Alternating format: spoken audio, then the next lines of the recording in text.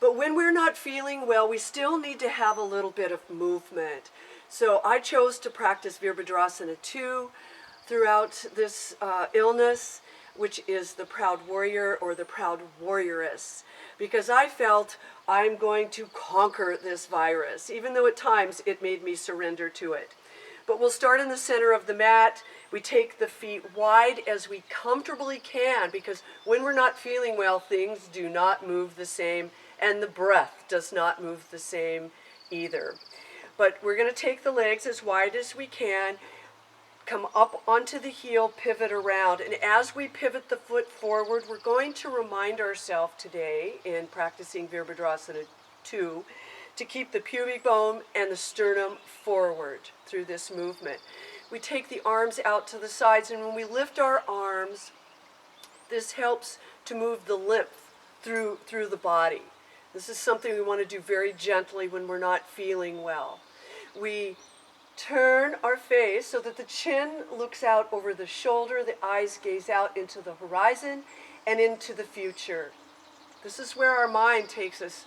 We're going to get better. Things are going to change. Bending the front knee.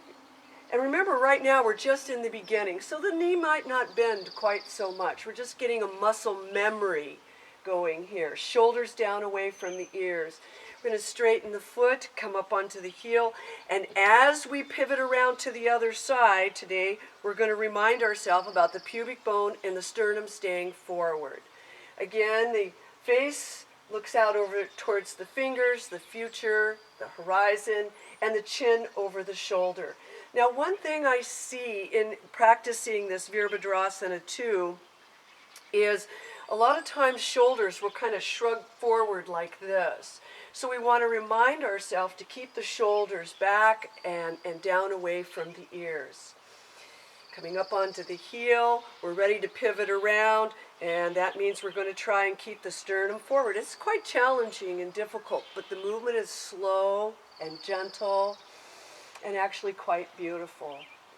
Breathing in and out. Of course, you'll stay where you want to stay, with your breath and how you're feeling. It's your own practice. Coming down and forth. If the arms get tired, be sure and drop them down before you bring them back up again. And we work into these poses gently, slowly, with some thought and intention of, so I'm going to move through whatever this is. And then there's times when we're not feeling well. Of course, we go back and we just kind of surrender into it, and we rest and we lay out and take care of ourselves.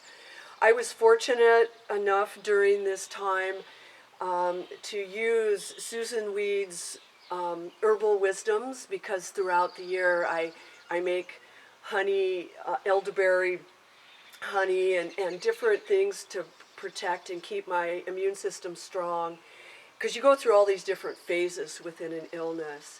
And so my heart goes out to Susan Weed for sharing these wisdoms with us and making our own medicine.